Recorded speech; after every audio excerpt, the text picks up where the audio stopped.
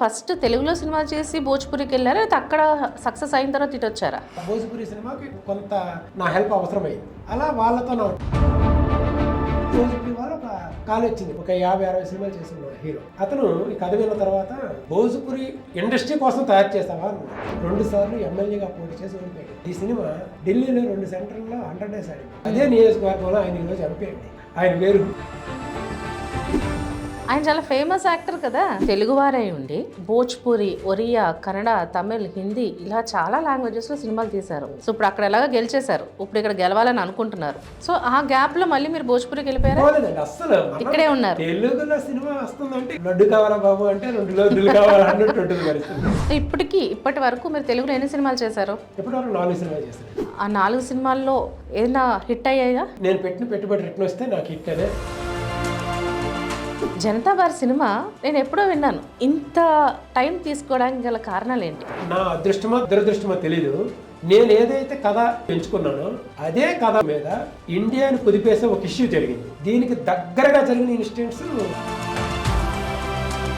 ఈ సినిమాని రిలీజ్ చేయడానికి మీరు చాలా ఇబ్బందులు పడ్డారు. అసలు ఇబ్బందులు అనరు దాన్ని, అంతకు మించి. చిన్న సినిమాలు తీసే వాళ్ళకి సపోర్ట్ ఉండట్లేదని అంటారా? 100% ఉండట్లేదు అనేది కాదు, ఉండదు అనేది నమ్ముతున్నాను. నా సినిమా 10,970 రూపాయలు ఉంటే ఒక షోకి నెక్స్ట్ డే షో తీస్తాడు థియేటర్ వాళ్ళు.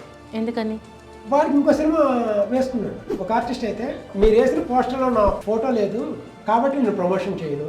ఇక్కడ తెలుగు ఆర్టిస్ట్.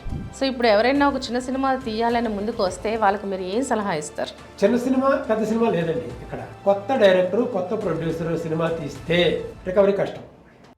రమణ గారు, మనకి పెద్దవాళ్ళు ఒక మాట అన్నారు, అంటే రచ్చ గెలిచి ఇంట గెలవాలి అని అన్నారు. అలాగే ఇంట గెలిచి రచ్చ గెలవాలని కూడా అన్నారు. కానీ మీరు రచ్చ గెలిచి ఇంట గెలవాలన్న సామెతని చాలా బాగా వంట పట్టించుకున్నట్టుగా అనిపిస్తుంది. ఎందుకంటే చాలా ప్రాక్టికల్గా అదే చేస్తున్నట్టుగా కూడా మాకు అనిపిస్తుంది. అంటే మీరు అదర్ లాంగ్వేజ్ గురించి మాట్లాడుతున్నారా? అంతే కదా. ఎందుకంటే మీరు తెలుగువారై ఉండి భోజ్పురి, ఒరియా, కన్నడ, తమిళ్, హిందీ ఇలా చాలా లాంగ్వేజెస్లో సినిమాలు తీశారు.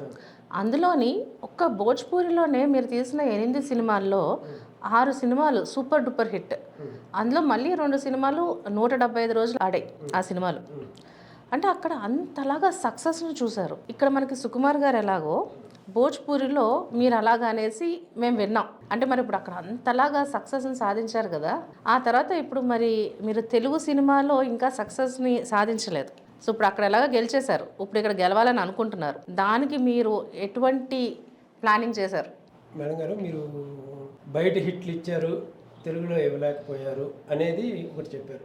తెలుగులో నేను ఫస్ట్ సినిమా ఈ వర్షం సాక్షిగా, ఆ సినిమాలో వరుణ్ సందేశ్ గారు, హరిప్రియ గారు ఎక్స్ట్రాడినరీ పెర్ఫార్మెన్స్తో ఆ సినిమా గ్రాండ్ సక్సెస్ అయిందని నేను చెప్తాను. కారణం ఏంటంటే ఆ సినిమా ఆయన పెట్టిన పెట్టుబడి వచ్చింది.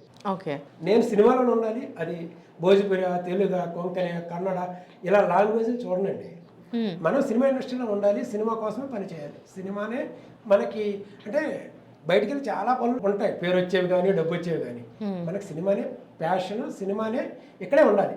ఈ ఫ్యాషన్ నుంచి మనం బయటికి వెళ్ళామంటే మనం అంత హ్యాపీగా ఉండలేమని నా మనసు కనిపిస్తుంటుంది. అందుకని సినిమాలో ఉంటున్నాను. అంటే మీరు ఫస్ట్ తెలుగులో సినిమా చేసి భోజ్పురికి వెళ్ళారా, అయితే అక్కడ సక్సెస్ అయిన తర్వాత ఇటు వచ్చారా? నిజం చెప్పాలంటే నేను డైరెక్షన్ డిపార్ట్మెంట్లో వర్క్ చేస్తుండేటప్పుడు ఆర్ఎఫ్సీలో నేను వర్క్ చేస్తూ ఉండేవాడిని అండి. హిందీ సినిమాలకి తెలుగు టెక్నీషియన్ కానీ, ఆర్టిస్టులు కానీ, తెలుగు ప్రాపర్టీస్ కానీ కావాలనుకుంటే రమణ అనే ఒక వ్యక్తి ఉన్నాడు ఇక్కడ. తనకు చెప్తే ఇమ్మీడియట్గా తక్కువ బడ్జెట్లో, లేకపోతే అనుకున్న క్వాలిటీ ఎక్విప్మెంట్ కానీ, క్వాలిటీ ఆర్టిస్టులు కానీ దొరుకుతారని వాళ్ళకు ఒక నమ్మకం ఉండేది. హిందీ వాళ్ళప్పుడు ఆర్ఎఫ్సీకి చాలా ఎక్కువ మంది వచ్చేవాళ్ళు. మీకు ఫిర్ భీ దిల్ హై హిందుస్తానీ, లజ్జా, ఇలా సలాఖాన్, అలా ఒకే టైంలో 10-15 సినిమాలు ఉండేవి అక్కడ. ఓకే, అలాంటి టైంలో ఎవరైనా ఒక బెస్ట్ ఆర్టిస్ట్ కావాలి, డైలాగ్ చెప్పాలి, వాళ్ళు ఫెయిల్గా ఉండాలి, అలాంటి వాళ్ళు నాకు చెప్పేవాళ్ళు. ఆ చెప్పే క్రమంలో నేను ఇక్కడ ఉండే వాళ్ళందరికీ నాకు వీలైనంత పరిధి మేర నేను వాళ్ళకి హెల్ప్ చేసేవాడిని.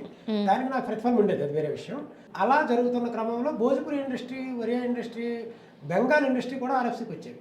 ఓకే, వాళ్ళు వచ్చేటప్పుడు ఒక సందర్భంలో ఒక భోజ్పురి సినిమాకి కొంత నా హెల్ప్ అవసరమైంది. అలా వాళ్ళతో నాకు ట్రావెల్ జరిగింది. సో ఆ విధంగా ఫస్ట్ మీరు భోజ్పురికి వెళ్ళారు? భోజ్పురికి వెళ్ళలేదు, ట్రావెల్ జరిగింది. సినిమా తీయలేదు. పరిచయాలు ఉన్నారు. ఇలా జరుగుతున్న క్రమంలో నాకు ఒక నిర్మాత సినిమా చేద్దామన్నారు. నేను మీకు ఐడియా ఉండొచ్చేమో, బ్రహ్మ అని ఒక కిరణ్ అని ఒక కుర్రాడి హీరోగా ఒక సినిమా చేశాను, బ్రహ్మ అని. ఆ సినిమా నేను డైరెక్షన్ డిపార్ట్మెంట్లో వర్క్ చేశాను. సినిమా జరుగుతున్న క్రమంలో ఒక నిర్మాత సినిమా చేయరమన్నా నీకు నేను డబ్బులు పెడతానని చెప్పి ముందుకు వచ్చాను. నేను అతనికి ఒక కథ చెప్పాను. ఆ కథ చెప్పేటప్పుడు ఈ కథ ఎక్స్ట్రాడినరీ ఉంది, చేద్దాము, నువ్వు ఎవరినైనా డేట్లు తీసుకో అన్నారు. నేను 1.5 year అండి, 1.5 year అప్పట్లో చిన్న హీరోలు, ఒక యంగ్ హీరోలు, లేకపోతే మినిమం హీరోలతోనే చేద్దామన్నారు ప్రొడ్యూసర్. నేను తిరగని గడపలేదు, చెప్పని హీరో లేరండి. మీరు ఇప్పుడు 20 కోట్ల పైన తీసుకున్న హీరో, ఆ రోజు తక్కువ పొజిషన్లో ఉన్న హీరోల్ని నేను అక్కడ నుంచి చాలా చిన్న హీరోలు వరకు అందరికీ టచ్ చేశాను. కథ వింటారు, ఎక్స్ట్రాడినరీ ఉంది, ఏదైనా ఒక సినిమా చేసుకొని నా దగ్గరికి రా, నేను డేట్లు ఇస్తాను అంటారు. ఓకే, ఎలా అయిపోయిందంటే ఎక్స్పీరియన్స్ ఉంటే అవకాశం వస్తుంది, ఎక్స్పీరియన్స్ ఎలా వస్తుంది? అవకాశం వస్తేనే కదా ఎక్స్పీరియన్స్ వచ్చేది. మనం నేను కో డైరెక్టర్గా వర్క్ చేస్తాను అంటే, కో డైరెక్టర్గా చేస్తే నీ పని ఏముంటుంది, డైరెక్టర్ కదా అంతా.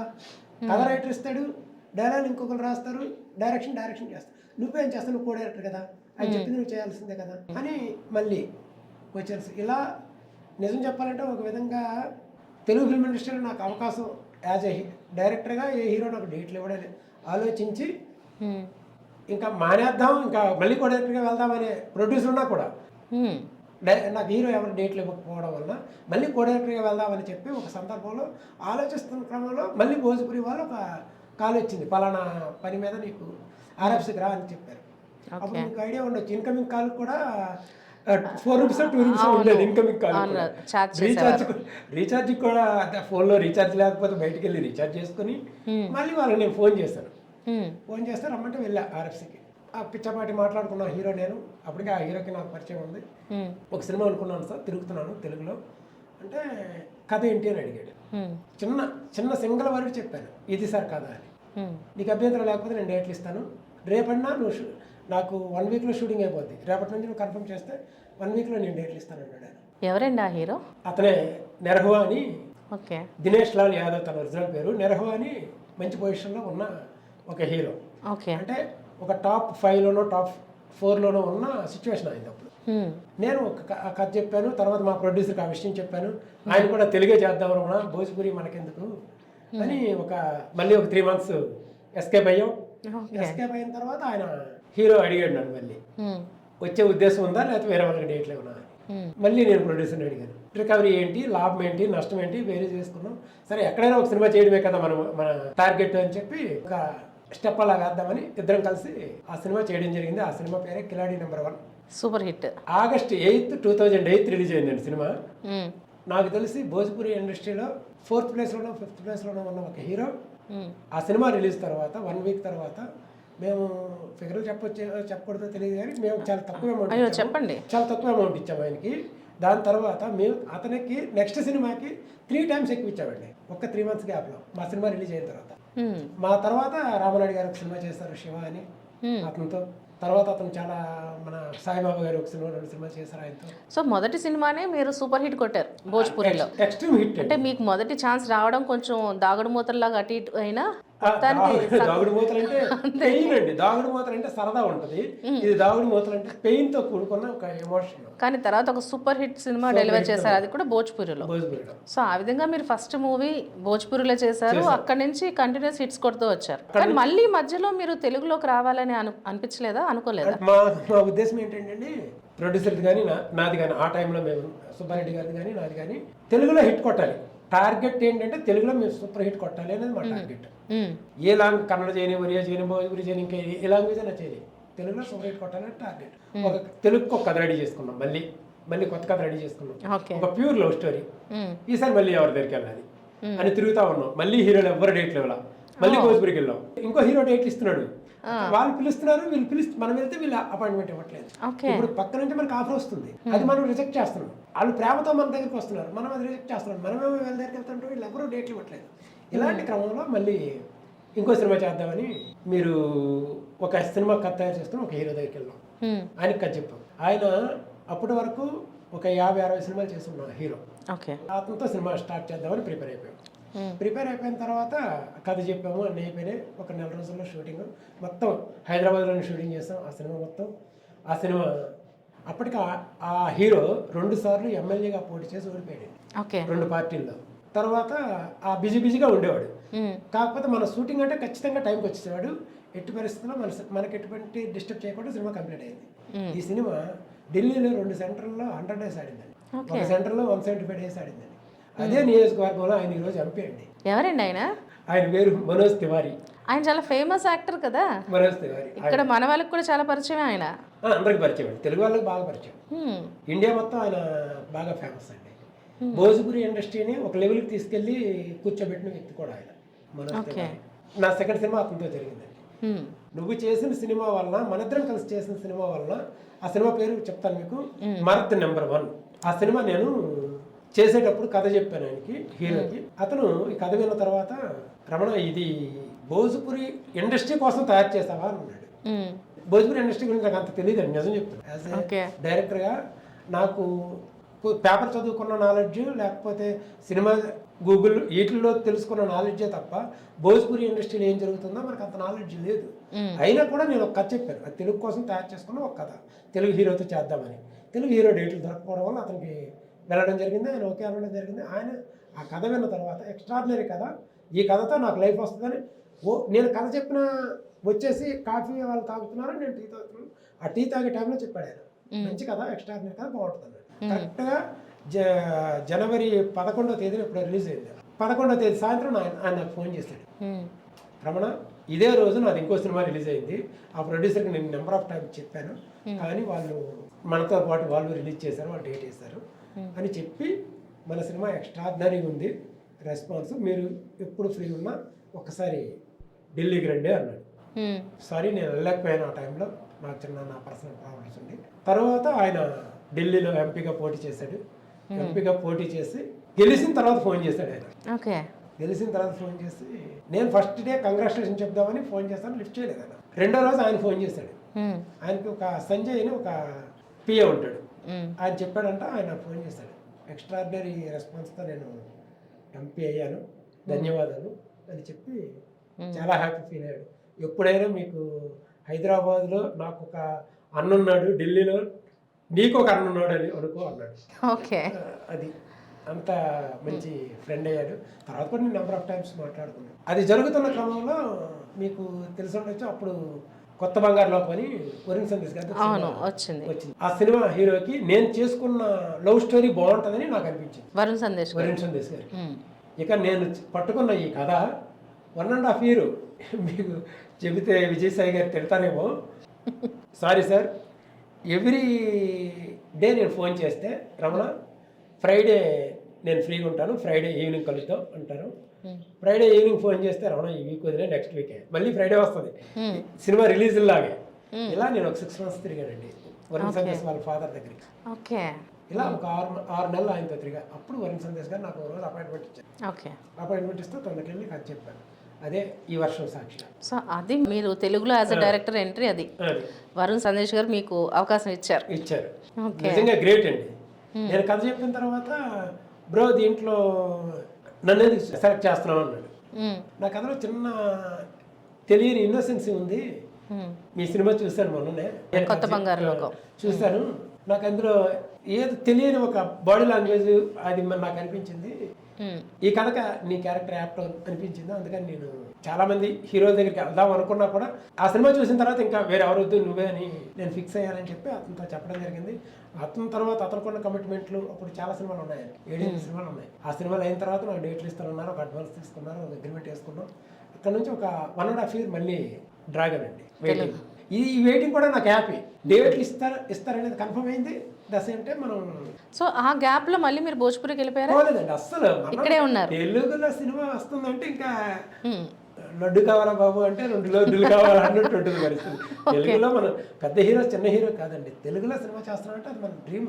ఇప్పటి వరకు మీరు తెలుగులో ఎన్ని సినిమాలు చేశారు? ఇప్పటి వరకు 4 సినిమాలు చేశాను. ఆ 4 సినిమాల్లో ఏదైనా హిట్ అయ్యాయా? అంటే హిట్ ఫ్లాప్ అనే దానికి నేనేమి కొలమానం నేను చెప్పలేను. నేను పెట్టిన పెట్టుబడి రిటర్న్ వస్తే నాకు హిట్ అనే నేను బిలీవ్ చేస్తున్నాను. సో అవి వచ్చాయా? ఈ వర్షం సాక్షి అనే సినిమా మేము 2 కోట్లలో 2.5 కోట్లలో తీసానండి. ఆ బడ్జెట్లో అవి హ్యాపీగా. ఆ టైంలో వరుణ్ సందేశ్ గారికి మంచి రికవరీ ఉంది, సో వచ్చేసింది, ప్రొడ్యూసర్ హ్యాపీ. సేఫ్. అయితే రీసెంట్గా మీది జనతా బార్ అనే సినిమా వచ్చింది. అది మీరే ప్రొడ్యూస్ చేశారు, మీరే డైరెక్ట్ చేశారు. జనతా బార్ సినిమా నేను ఎప్పుడో విన్నాను, అంటే ఆల్మోస్ట్ 1 year బ్యాక్ విన్నాను, కానీ అది ఇప్పుడు రిలీజ్ అయింది. ఇంత టైం తీసుకోవడానికి గల కారణాలు ఏంటి? పెద్ద ఆన్సర్ చెప్పాలి నేను, మీకు ఓపిక ఉంటే చాలా పెద్ద పర్లేదు, మేము వింటాం, ఓపిక్గా వింటాం. చెప్పండి, ఏం జరిగిందో తెలియాలి కదా. అయితే ఈ సినిమా నేను కరోనాకి 3 రోజుల ముందు స్టార్ట్ చేస్తాను. సెకండ్ కరోనాకి అప్పుడు స్టార్ట్ చేసిన సినిమా 3 రోజుల ముందు షూటింగ్ స్టార్ట్ అయింది. ఓకే, అంటే 3 రోజులు షూటింగ్ అయిన తర్వాత మోడీ గారు లాక్డౌన్ వచ్చింది. అప్పటికి నేను 3 రోజులు షూటింగ్ చేశాను, వెళ్ళిపోయాం, ఎవరి ఇళ్ళకి వాళ్ళు వెళ్ళిపోయాం. కరెక్ట్గా 3 months బ్రేక్ వచ్చింది మనకి. ఆయన బ్రేక్ రిలీఫ్ వచ్చిన తర్వాత కూడా చాలా రోజులు ఆర్టిస్టులు షూటింగ్కి రావాలి. ఇంకొంతమంది ఆర్టిస్ట్ని యాడ్ చేసి మళ్ళీ రీషెడ్యూల్ చేశాను. 3 days మళ్ళీ రీషూట్ చేశాను. రీషూట్ చేసిన తర్వాత ఏం జరిగిందంటే కరెక్ట్గా 8 days షూటింగ్ చేశాను. 8 days షూటింగ్ చేసిన తర్వాత సెట్లో ఉన్న 18 మందికి కరోనా వచ్చింది. ఆ రోజు నిజానికి నాకు చాలా ఫస్ట్ టైం ఫీల్ అయ్యి ఏడ్చానండి. ఇంకా లక్ష్మీరాయ్ తప్ప మిగతా అందరికీ కరోనా ఉంది. సెట్లో ఉన్న 18 మందికి. నా లైఫ్ ఏంటి, నేను గోల్ కొట్టకుండానే ఈ కరోనా మనల్ని డిస్టర్బ్ చేస్తుందేమో అని చాలా ఫీల్ అయ్యా. సో సినిమా ఇంచుమించు ఒక 3-4 సంవత్సరాలు షూట్ అయిందంటారా? 48 రోజులు షూటింగ్ చేసాము, కానీ దీంట్లో నెంబర్ ఆఫ్ టైమ్స్ ఆర్టిస్టుల ప్రాబ్లం ఒకటి, చాలా మందికి దీంట్లో కరోనా రావడం ఒకటి, the same time dates adjustment కాకపోవడం ఒకటి. అందరూ తెలుగు ఆర్టిస్టులనే మనం పెట్టుకుందామని తెలుగు ఆర్టిస్టులు డేట్లు అడిగితే కరెక్ట్ టైంకి డేట్లు దొరకపోవడం ఒకటి, తర్వాత ఇక మనకి అవైలబుల్ ఉన్న ఆర్టిస్టులతో షూటింగ్ కంప్లీట్ చేద్దామనే సెన్స్కి రావడం ఒకటి, ఇలా నెంబర్ ఆఫ్ ఇష్యూస్ సినిమా డిలేకి ప్రభావం చూపాయి. నా అదృష్టమో తెలియదు, అసలు ఇబ్బందులు అనరు దాన్ని అంతకు మించి. కాకపోతే ఇన్ని ఇబ్బందుల్లో కూడా నేను హ్యాపీగా ఉన్నాను. కారణం ఏంటంటే నేను తెలుగు ఫిల్మ్ ఇండస్ట్రీలో ఉన్నాను అనే ఒక హ్యాపీ ఫీల్. అంతకు మించి నేను కష్టపడ్డాను అంటే అందరికీ వస్తాయి. సో అయితే ఇప్పుడు మీరు అన్నారు కదా తెలుగు సినిమా ఇండస్ట్రీలో ఉన్నాం కాబట్టి హ్యాపీ అని. అయితే జనతా బార్ సినిమా నేను కూడా చూసాను. ఆ సినిమాలో తెలుగు ఆర్టిస్టులు ఒక 2-3 తప్ప మిగతా వాళ్ళందరూ కూడా హిందీ ఆర్టిస్టులే ఉన్నారు. మరి మీకు ఎవరైనా చెప్పారో లేదో, ఏదైనా ఫీడ్బ్యాక్ వచ్చిందో ఏదో నాకు తెలియదు, కానీ తెలుగు వాళ్ళని పెట్టుండుంటే సినిమా ఇంకా కొంచెం ముందుకు వెళ్ళను కదా అని అనిపించింది. మీకు ఎవరు చెప్పలేదా, లేకపోతే మీకు అనిపించలేదా? ఫస్ట్ షెడ్యూల్లో నేను సెలెక్ట్ చేసేటప్పుడు తెలుగు వాళ్ళకే ఇచ్చాను, తెలుగు వాళ్ళే ఆర్టిస్టులు, తెలుగుతోనే స్టార్ట్ చేశాను. కాకపోతే కరోనా వల్ల వాళ్ళ డేట్స్ నేను షూటింగ్ చేసినప్పుడు వాళ్ళు ఇవ్వాలి. 6 నెలలు లేట్ అయిపోయింది, ఏం చేయాలో తెలియదు. అందుకని హిందీ ఆర్టిస్టులను పెట్టుకున్నారా? నాకు నేను వెతికి ఆ క్యారెక్టర్కి ఒక స్టేచర్ ఉంటుంది. ఆ క్యారెక్టర్ స్టేజ్లో ఉన్న ఆర్టిస్ట్ని నేను పెట్టకపోతే ఆ సినిమాకి న్యాయం జరగదు, ఆ క్యారెక్టర్కి న్యాయం జరగదు. ఆ శక్తి కపూర్ క్యారెక్టర్కి నేను ఫస్ట్ 3 తెలుగు ఆర్టిస్టులు అనుకున్నాను. ఓకే, వాళ్ళకి నాకు కమ్యూనికేషన్ గ్యాప్ ఏంటంటే డేట్లు కుదిరితే రెమ్యునరేషన్ కుదిరేది కాదు, రెమ్యునరేషన్ కుదిరితే డేట్లు కుదిరేది. అలా 3 ఆర్టిస్టులు నాకు కరెక్ట్ టైంకి సఫిషియెంట్గా నేను వాళ్ళని అప్రోచ్ అవ్వడం తేడా ఉందా, లేకపోతే వాళ్ళు మనకి కరెక్ట్ టైంకి డేట్లు ఇచ్చేది లేదు. అలా అలా అలా అలా అది లేట్ అవుతుంది, మన సినిమా కంప్లీట్ చేయాలి. ఒక స్టేజ్కి వచ్చేసరికి ఏంటంటే ఒక 2 years తర్వాత ఈ సినిమా కంప్లీట్ చేసి రిలీజ్ చేయాలి అనే టార్గెట్కి వచ్చాను. మనకి ఎలాగో భోజ్పురి ఇండస్ట్రీ టచ్ ఉంది కదా, మనం ఫోన్ కొడితే ఒక ఆర్టిస్టులు మనకి కొంచెం హెల్ప్ చేస్తారు. మనకి అంటే ముందే చెప్పాను, మనం ఒకరి దగ్గరికి వెళ్ళి అడుగుతూ ఉంటే చెట్టెక్కి కూర్చుంటున్నారు, ఇంకొకరు మనల్ని సేమ్ స్టేజ్లో ఉన్న అదర్ లాంగ్వేజ్ ఆర్టిస్టులు మనల్ని అడుగుతున్నారు. అవును, ఇందాక చెప్పారు. అందుకని మనం ఏంటంటే ఇప్పుడు ఒక సందర్భంలో డిస్కషన్లో శక్తి కపూర్ గారి డిస్కషన్ వచ్చింది. శక్తి కపూర్ ఎక్స్ట్రాడినరీ ఆర్టిస్ట్ తీసుకొద్దాం, తెలుగు ఇంట్రడ్యూస్ చేద్దాం, ఆ క్యారెక్టర్కి ఆయన ఫిట్ ఉంటాడు, సెలెక్ట్ చేయడం జరిగింది. హీరోయిన్కి భర్త క్యారెక్టర్ ఆ క్యారెక్టర్కి నేను తెలుగు హీరోనే అనుకున్నా. ఆ హీరోకి నాకు కొన్ని ఆర్థిక డిస్టర్బెన్స్లు ఉన్నాయి. అతను అడిగినంత నేను ఇవ్వలేకపోయాను, నా సినిమా బడ్జెట్లో చేయాలి, ఏం చేయాలో తెలియదు. అప్పుడు ఆ క్యారెక్టర్ ఫిట్ ఎవరు అని ప్రదీప్ రావత్ని పెట్టవలసి వచ్చింది. ప్రదీప్ రావత్ గారిని పెట్టడం వల్ల ఏం జరిగిందంటే, ప్రదీప్ రావత్ గారికి కరెక్ట్గా తెలుగు రాదు, మీకు ఐడియా ఉండొచ్చు. నేను ఆయనతో 14 రోజులు 15 రోజులు షెడ్యూల్ వేశాను. ఆయనకు తెలుగు రాకపోవడం వల్ల తెలుగు ప్రాంప్టింగ్ ఇచ్చి డైలాగులు చెప్పించడం వల్ల అది 2-3 రోజులు పెరిగింది. ఈ షెడ్యూల్లో ఒక గ్యాప్ వచ్చింది. అదే మనకి తెలుగు వాళ్ళని పెట్టుంటే మీకు ఇంత గ్యాప్ వచ్చి ఉండేది కాదు. కానీ మీరు చెప్పింది ఏంటంటే డేట్స్ కుదరట్లేదు, డేట్స్ కుదిరితే బడ్జెట్ కుదరట్లేదు, అంతేనా? లేకపోతే ఓటీటీకి హిందీ వాళ్ళని ఎక్కువ పెడితే ఓటీటీలో తొందరగా వెళ్తుంది అని ఏదన్నా ఉద్దేశం కూడా ఉండిందా బిజినెస్ పర్స్పెక్టివ్లో? బిజినెస్ అనేది యాక్చువల్లీ నేను ఎంతవరకు చేసిన సినిమాలన్నీ నేను ఆ, రూపాయి పెడితే 5 రూపాయలు సంపాదించిన సినిమాలు లేవు, రూపాయి పెడితే 90 పైసలు తెచ్చుకున్న సినిమాలు కూడా లేవు, రూపాయి పెడితే రూపాయి 10 పైసలు రూపాయి 20 పైసలు వచ్చిన సినిమాలే నేను చేశాను ఇంతవరకు. నాకు ఆ టేస్ట్ ఇంకా తెలియలా మీరు చెప్పినట్టు. అంటే 100 కోటి రూపాయలు పెడితే 5 కోట్ల సినిమాలు నేను చేయలే. నేను చేసినవన్నీ రూపాయికి రూపాయి పావలా రూపాయన్నర వచ్చిన సినిమాలే చేశాను మేడం. సినిమా హిట్ ఫ్లాప్కి డైరెక్టర్ ఒక్కడే కారణము అంటే నేను నమ్మనండి. డైరెక్టర్ ఒక్కడే కారణం కాదు అని నేను నమ్ముతాను. ఒక్కడే కారణం కాదు ఖచ్చితంగా. ఎందుకంటే మన సినిమా స్టార్టింగ్ కథ చేసేటప్పుడు నుంచి సినిమా రిలీజ్ అయ్యి ప్రేక్షకుల మధ్యకి వెళ్ళేటప్పటికి ఈ కథలో నెంబర్ ఆఫ్ చేంజెస్ ఉంటాయండి. టెక్నీషియన్ కరెక్ట్గా పనిచేయరు, లేకపోతే టెక్నీషియన్ కరెక్ట్గా పనిచేసిన ఈ కథలో ప్రాపర్టీస్ కానీ లేకపోతే ఎమోషన్స్ కానీ చాలా చాలా చాలా ప్రభావం చూపుతాయి. కథ చెప్పేటప్పుడు మనం ఒక ట్రైన్ అలా వస్తుంది అని చెప్తాం, మన కథలో ట్రైన్ ఉండదు, రైల్వే స్టేషన్ కూడా పోము. ఇంకో సందర్భంలో మనం ఒక పోలీస్ స్టేషన్ అని చెప్తాం, పోలీస్ స్టేషన్ అని చెప్తాం, వెనకాల బోర్డు వేస్తాం, లోపల మాట్లాడుకుంటూ ఉంటాం. ఆ బ్యాక్గ్రౌండ్ కుదరవు. ఇలాంటి అంటే అదొక కారణం, అదే కారణం అని నేను చెప్పను.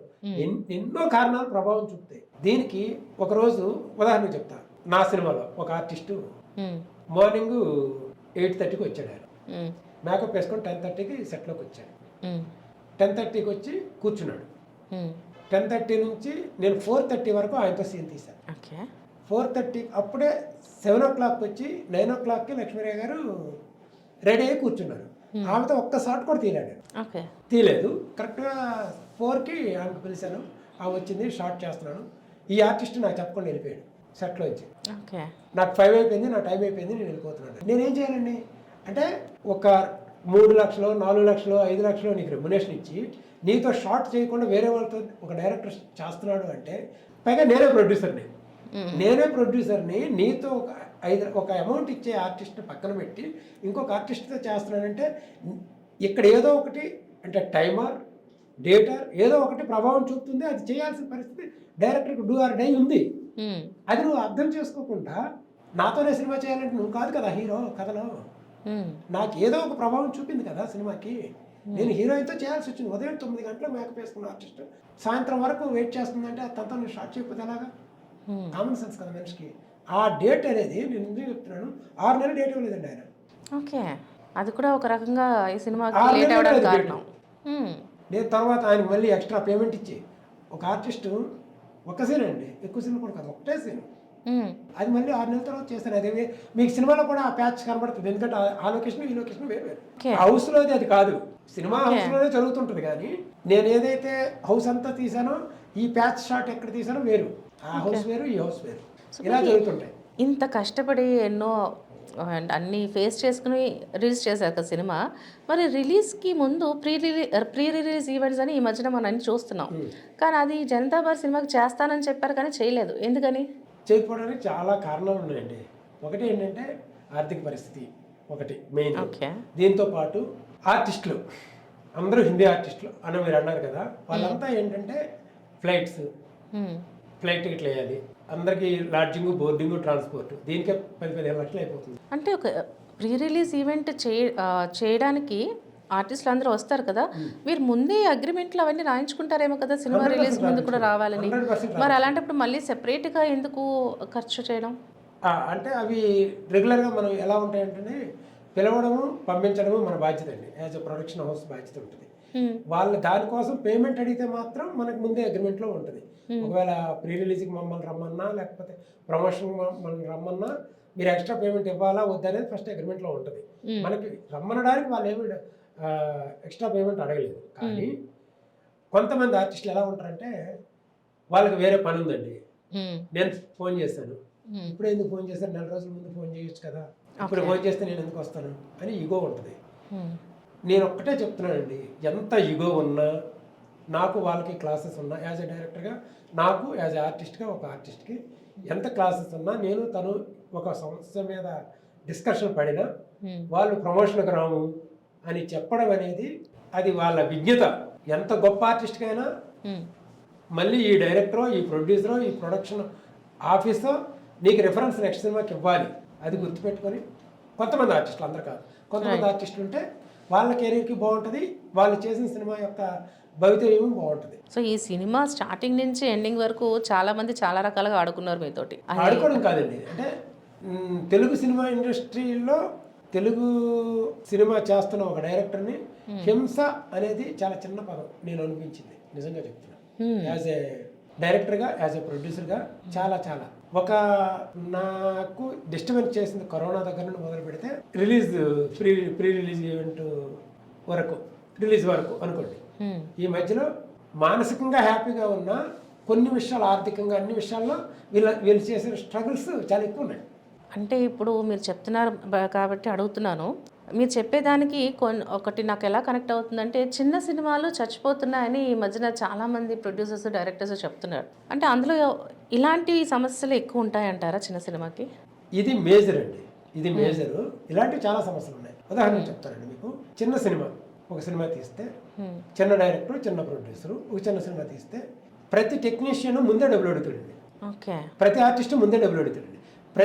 ఏ పని, ఒక లొకేషన్కి వెళ్ళామనుకోండి, మీ స్టూడియోకి వచ్చాం, నేను చిన్న సినిమా అంటే మీ క్యారెక్టరైజేషన్ ఎలా ఉంటుందని వాళ్ళు ఎంతో 10,000 25,000 ఇస్తామన్నారా, తీసుకొని వెళ్ళిపోండి అని పంపిస్తారు. ఇదే పెద్ద సినిమా అనుకోండి, కాల్ చేస్తే ఫ్రీగా వస్తుంది ఆయనకి. ఓకే, మేడం గారు మీ స్టూడియోలో అయ్యో బాగా వచ్చి చేసుకెళ్ళండి అని మీరే చెప్తారు, మాకు చెప్పరు మీరు కూడా. అది నేను అనుభవించాను కాబట్టి చెప్తున్నా. ఎలా అంటే ప్రతిదీ చిన్న సినిమాకి బడ్జెట్ ఎక్కువ అవుద్ది, రికవరీ తక్కువ ఉంటుంది. ఇప్పుడు నేను చేసిన ప్రోడక్ట్ వేరే ఒక పెద్ద సంస్థ దగ్గర రిలీజ్ చేసి పెద్ద సంస్థ పేరు వేసుకుంటే ఈ పెద్ద సంస్థ నుండి వస్తుంది కదా అని ఆడియన్స్ కూడా సినిమాకి వస్తారు. ఓటీటీ సంస్థలు కూడా దీన్ని కొనడానికి ముందుకు వస్తారు. అంటే ఏ బిజినెస్ యాక్సెస్ ఉందో అవన్నీ స్పీడ్గా మూవ్ అవుతాయి. కొత్త డైరెక్టరు, కొత్త ప్రొడ్యూసరు ఒక సినిమా తీస్తే దీన్ని ప్రజల్లోకి తీసుకెళ్ళడమే చాలా గగనం. ఎంతలా గగనం అంటే ఈరోజు నా సినిమా 10,970 రూపాయలు ఉంటే ఒక షోకి, నెక్స్ట్ డే షో తీస్తాడు ఒక థియేటర్ వాళ్ళు. ఎందుకని? వాడికి ఇంకో సినిమా వేసుకున్నాడు వాడు. ఇదే పెద్ద నిర్మాతకు జరుగుంటే అది పెద్ద ఇష్యూ అయ్యేది. కానీ నేను చేయలేక పోరాడలేను. చిన్న సినిమాలు తీసే వాళ్ళకి సపోర్ట్ ఉండట్లేదని అంటారా? 100% ఉండట్లేదు అనేది కాదు, ఉండదు అనేది నమ్ముతున్నాను. ఎవరు కోఆపరేట్ చేయరు. అంటే కోఆపరేట్ చేయాలన్నా కూడా చిన్న చూపే చిన్న సినిమాకి. నేను భోజ్పురిలో మీరు ఎందాక రచ్చ గెలిచారు, ఇంట గెలిచారని చెప్తున్నారు. నేను ఫోన్ చేస్తే Bhojpuri industry, Oriya industry, any hero ఇమ్మీడియట్గా స్పందించవచ్చు, ఒక 10 నిమిషాలు పావుగంట టైం తీసుకొని స్పందించవచ్చు. నేను నా సినిమాలో చేసిన ఆర్టిస్టులకి నేను 10,000, 25,000, 50,000, 1,00,000, 2,00,000 ఒక రోజుకి ఇచ్చిన ఆర్టిస్టులే ఒక 2-3 ఆర్టిస్టులు మినహాయించి ఫోన్ చేస్తే లిఫ్ట్ చేయరు. ఒక ఆర్టిస్ట్ ఇంకా చెప్తున్నాడు ఒక ఆర్టిస్ట్ అయితే ఫోన్ చేసి సో పర్సన్, మీరు వేసిన పోస్టర్లో నా ఫోటో లేదు కాబట్టి నేను ప్రమోషన్ చేయను. ఇక్కడ తెలుగు ఆర్టిస్ట్ పోస్టర్లో నీ ఫోటో వేయడానికి నువ్వు రిక్వెస్ట్ చేయాల్సిన పని లేదు.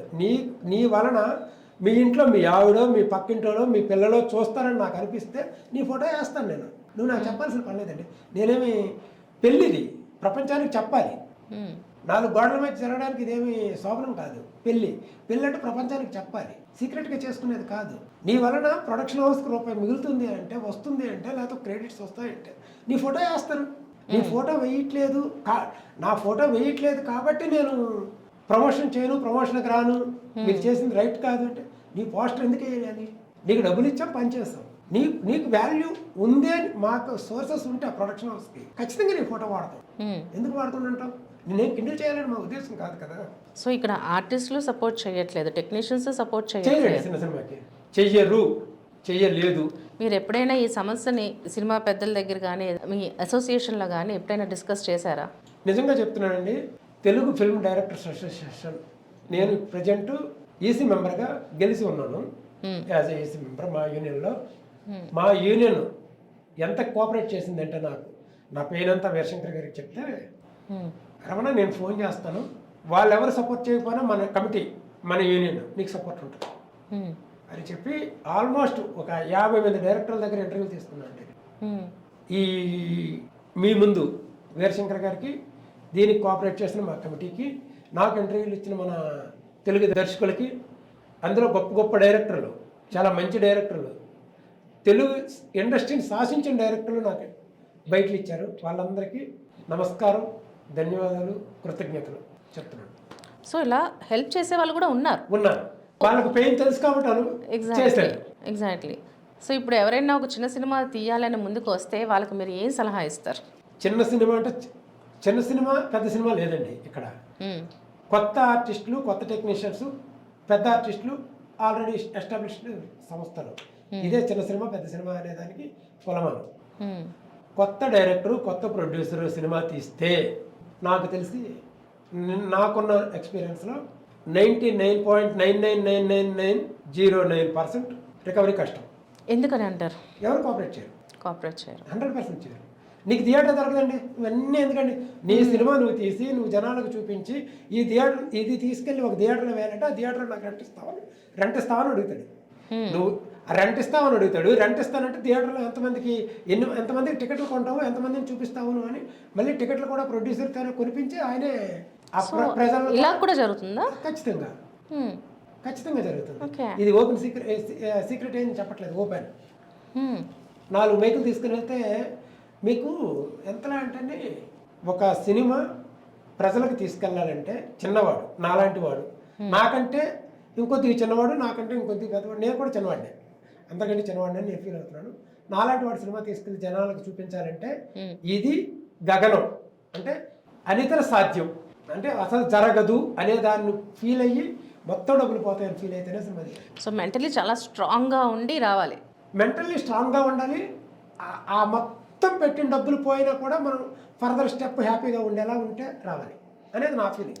మీరు చెప్తుంటే ఎలా ఉందంటే చిన్న సినిమా తీయాలన్నా లేకపోతే ఎవరైనా సినిమా మీద ప్యాషన్ ఉండి ఒక సినిమా తీసి వెళ్దామన్నా కూడా ముందుకు రావడానికి ఆలోచించాల్సి వస్తుంది. ఇంకా 100% ఆలోచించాలి. నేను భోజ్పురికి వెళ్ళారు అని మీరు 3 సార్లు చెప్పారు. నేను అది కూడా క్లారిటీ ఇస్తాను. నేను ఈరోజు ఇండస్ట్రీలో తెలుగులో 5 సినిమాలు రిలీజ్ అయిన జనతా బార్తో నేను 5 సినిమాలు డైరెక్షన్ చేశాను. 5 సినిమాల్లో నాకు వచ్చిన పేరు వచ్చిందా రాలేదా, లేకపోతే నేను సక్సెస్ అయినా ఫెయిల్ అయినా పక్కన పెడితే నేను 8 భోజ్పురి సినిమాల్లో నేను చాలా హ్యాపీగా ఉన్నాను. ఎలా అంటే ఆర్థికంగా నాకు ఒక స్టెబిలిటీ వచ్చింది, నాకు ఒక గుడ్ విల్ వచ్చింది. నేను ఎనీ హీరోతో కాల్ మాట్లాడగలను. ఇండియాలో ఉన్న ఒక కొంతమంది అంటే నా సినిమాలో చేసిన ఎంపీలందరూ, హీరోలందరూ ఎంపీలు అయ్యారు, వాళ్ళందరితో మాట్లాడగలుగుతున్నాను. వాళ్ళకు నాకు వెయిట్ ఉంది. అక్కడి నుంచి నేను 1 కోటి రూపాయలు పెట్టి సినిమా తీస్తే 1,25,00,000 నాకు ఇన్కమ్ ఉంది. ఓకే. ఇక్కడ తెలుగు ఫిల్మ్ ఇండస్ట్రీలో నేను ఇండస్ట్రీని ఏమి తప్పు పట్టట్లేదు, ఇండస్ట్రీ గ్రేట్, దానికి నేను ఎప్పుడు కాదను. కాకపోతే చిన్న సినిమాని ప్రజల ముందుకు తీసుకెళ్ళడానికి డైరెక్టర్ ఆర్ ప్రొడ్యూసర్ వీళ్ళిద్దరు పడుతున్న స్ట్రగుల్ అసలు వర్ణించడానికి సరిపోదు.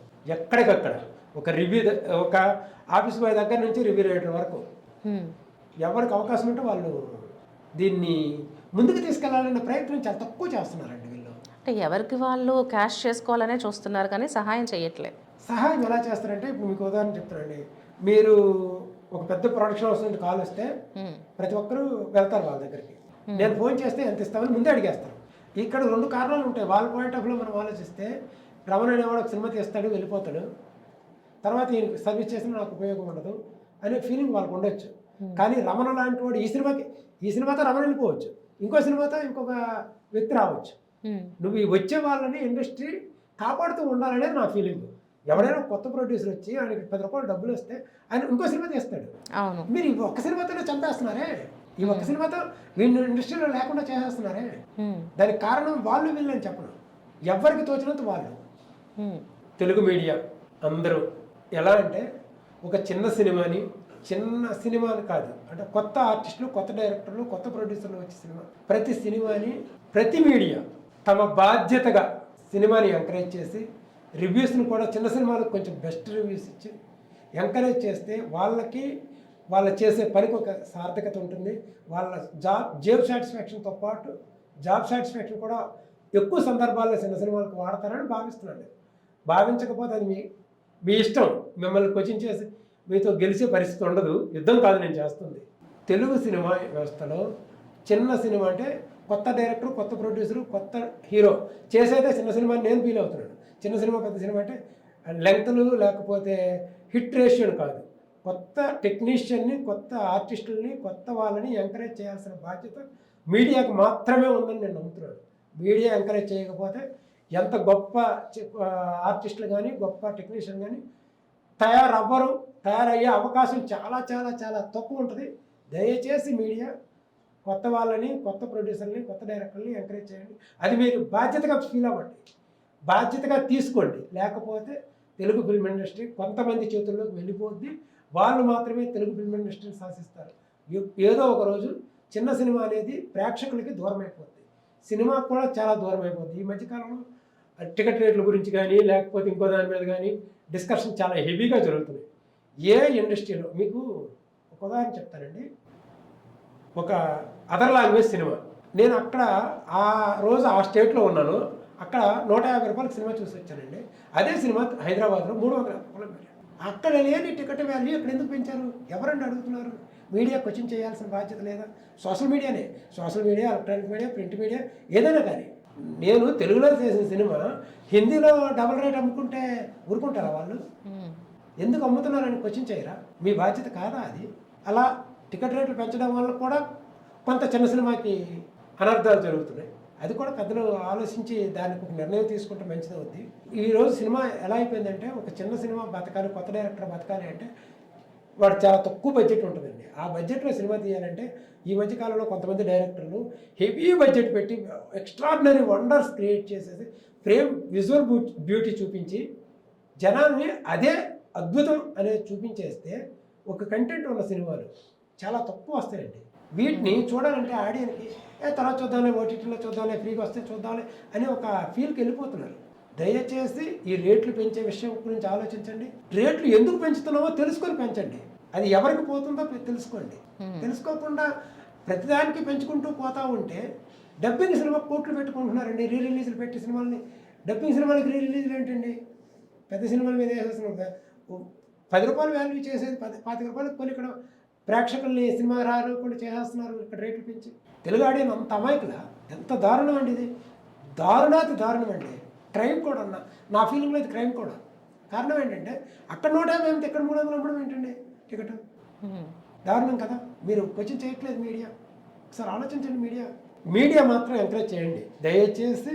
మీడియా చిన్న సినిమా పెద్ద సినిమా కాదు, ఒక మంచి సినిమాని, కొత్త ప్రొడ్యూసర్ని, కొత్త డైరెక్టర్ని, కొత్త హీరోని, కొత్తగా వచ్చే వాళ్ళని ఎంకరేజ్ మీడియా చేయకపోతే భారతీయుడు తీసిన పని హిట్ అవ్వదండి. ఎందుకంటే మీడియానే దీన్ని హైప్ చేయాలన్నా మీడియానే, తొక్కేయాలన్నా మీడియానే. ఈరోజు ఫోన్ పట్టుకున్న ప్రతి ఒక్కరికి మీడియా కనబడుతుంది. దయచేసి మీడియా కొత్త డైరెక్టర్ని, కొత్త ప్రొడ్యూసర్ని, కొత్త ఆర్టిస్టులని, కొత్త వ్యక్తుల్ని ఎంకరేజ్ చేయండి. వాళ్ళు ఎక్కడే పర్మనెంట్గా ఉంటారు. ఒక సినిమా తీసి 100 మంది నిర్మాతలు వెళ్ళిపోతున్నారు. ఆ వెళ్ళిపోవడానికి మీరు ఎంకరేజ్ చేయకపోవడమే ఒక కారణం. మొత్తం మీరే కారణం అని నేను చెప్పను. మీరు కూడా ఒక కారణం వాళ్ళు వెళ్ళిపోవడానికి. వాడికి 10 రూపాయలు పెట్టి సినిమా తీస్తే ఆ 10 రూపాయలు ఆయనకి రిటర్న్ వస్తే ఖచ్చితంగా ఆయన ఇక్కడే ఉంటాడు. ఇక్కడ ఉండడానికి సరిపోయే ఒక ఎన్విరాన్మెంట్ని మనం క్రియేట్ చేయట్లేదు. ఎంతలా అంటే ఒక నిర్మాత వచ్చాడు, ఒక సినిమా తీశాడు, ఆ సినిమా బాగుందని రాయండి. మీకు వచ్చే నష్టమేముంది? చూడండి సినిమాని, బాగుంటే బాగుందని రాయండి. అది వదిలేసి అసలు సినిమానికి అసలు పోకుండా ఇంకా నేను డీప్గా వెళ్తే మీకు ఇబ్బంది అవుద్దేమో, ఇంకా చాలా చాలా డీప్గా వెళ్ళాల్సి వస్తుంది. అంటే ఎంత దారుణంగా ఒక మనిషిని 10 సినిమాలండి పెద్ద సంస్థలు. ఆ 10 సంస్థల మాట అందరూ వింటారు. పదవిలో ఉండే వాళ్ళని లెక్కండి 10 సంస్థలు. పదవిలో లేని వాళ్ళు లాంటి వాళ్ళు, మాలాంటి వాళ్ళు. పదవిలో లేని వాళ్ళని కూడా ఎంకరేజ్ చేయండి. వాళ్ళు సినిమా కోసం వచ్చారు, సినిమా మీద డబ్బులు పెడుతున్నారు, సినిమా ఒక బిజినెస్ అయిపోయింది అంటున్నారు. బిజినెస్ తర్వాత ముందు సినిమా బతకనివ్వండి. ఆ బతికించాల్సిన బాధ్యత మీడియాది. నేను గొప్ప సినిమా తీశాను, నేను గర్వంగా చెప్తాను. తెలుగు ఇండియా మొత్తం ఆలోచించే ఒక గొప్ప ఇష్యూ మీద నేను సినిమా తీశాను. ఆ ఇష్యూ ఎంత పెద్దదంటే ఢిల్లీని షేక్ చేసింది. దగ్గర 45 రోజులు కొంతమంది అమ్మాయిలు ఆ ఇష్యూని తారాస్థాయికి తీసుకెళ్ళిన ఒక ఇష్యూ మీద నేను సినిమా తీశాను. అంత గొప్ప సినిమా నేను తీస్తే రివ్యూస్ రాయలేదండి. రివ్యూస్ రాయాల్సిన బాధ్యత మీది కాదా? మీదే కదా. సినిమా చూసారు, ఇండస్ట్రీలో ఉన్నారు, ఎందుకు రాయరు? ఎందుకు రాయలేదు? సినిమా లేదు అంటారు. పీవీఆర్ సినిమాలో ఉంది, సుజనామాల్లో ఉంది, ఆర్టీసీ క్రాస్ రోడ్లో ఉంది. ఇలా నెంబర్ ఆఫ్ థియేటర్ మీకు అవైలబుల్ ఉన్నాయి. మీ బాధ్యత కదా అది. మీ పని మీరు చేయట్లేదు. నాలాంటి వాళ్ళని చంపేయడం వల్ల మీకెవరన్నా నేను బతికి ఇంకో సినిమా తీస్తా. నేను ఎక్కడో భోజ్పురిలో సంపాదించి, ఒరియాలో సంపాదించి, కన్నడలో సంపాదించి తీసుకొచ్చి మళ్ళీ తెలుగులో పెట్టి, తెలుగులో నాకు ప్యాషన్ అండి. తెలుగు సినిమా చేయాలి, నేను తెలుగువాడిని, ఎక్కడ శ్రీకాకుళం జిల్లాలో పుట్టి ఇక్కడికి వచ్చాను. తెలుగు సినిమాలో నాకు ఒక పేరు కావాలనుకుంటున్నాను. ఆ పేరుని నేను ఎదగనివ్వకుండా ఒక సినిమా కాదండి, ఈ వర్ష సాక్ష్యం, పద్మనాభ ప్రయాణం, ధర్మస్థలి, ఈరోజు Janata bar cinema super hit అవ్వాలి. ఒక గొప్ప పాయింట్, బాగుందో బాగాలేదు రాయండి, మీకు నచ్చలేదండి నచ్చలేదని రాయండి. రమణ డబ్బులు ఇడు ఫిక్స్, మోరల్స్ వాల్యూ ఇస్తాడు. నాకు డబ్బులు అడిగినా నేను ఇయ్యను, మీరు అడిగినారనుకోండి నేను చెప్పట్లేదు, నాకు ఎవడో అడగలేదు. కానీ మీరు రాయలేదు, రాయండి అని చెప్తున్నాను. నా సినిమా బాగుందో బాగాలేదు రాయండి, బాగలేదని రాయండి, మీకు నచ్చలేదు. మీ ప్రెస్టేషన్ కూడా రాయండి, వద్దని ఎవరున్నారు. మీ శక్తి ఎంత ఉందో అంత రాయండి. ఈ కథని బతికించాలని అనిపిస్తే మీరు అది వదిలేసి ఒక్కటి చూస్తే ఒక 5-6 ఉన్నాయండి చిన్నవి. అంటే నా దృష్టిలో చాలా పెద్దవాళ్ళండి. నా సినిమా గురించి చూశారు, రాశారు కొంతమంది, మంచి మంచి రివ్యూవర్స్ ఉన్నారు. ఒక్కరు రాయలేదు. ఉపయోగపడే వాళ్ళు అంటే సినిమాని హైప్ చేసేవాళ్ళు, సినిమా క్రెడిబిలిటీ ఉన్నవాళ్ళు. ఇప్పుడు రివ్యూవర్స్ మీద ఈ మధ్యన కొంతమంది ప్రొడ్యూసర్స్, డైరెక్టర్స్ చాలా చెప్పారు. అండ్ మోరోవర్ వాళ్ళు ఏమంటున్నారంటే రివ్యూవర్స్ డబ్బులు అడుగుతున్నారు, డబ్బులు ఇస్తేనే వాళ్ళు సినిమా బాగుందని రాస్తున్నారు, లేదంటే బాగాలేదని రాస్తున్నారు. కొంతమంది డబ్బులు ఇవ్వకపోతే అసలు ప్రెస్ మీట్స్ కానీ వాటికి కూడా రావట్లేదు అని అంటున్నారు. మిమ్మల్ని కూడా ఎవరైనా అడిగారా రివ్యూవర్స్? అసలు రివ్యూస్ రాస్తే కదండి డబ్బులు అడుగుతారు. అదే ఎందుకని అంటే మీరు డబ్బులు ఇవ్వలేదని రివ్యూస్ రాయలేదా ఏంటి? అది వాళ్ళని అడగాలండి. నా సినిమాకి అయితే రివ్యూస్ రాయలేదు ఎవరు.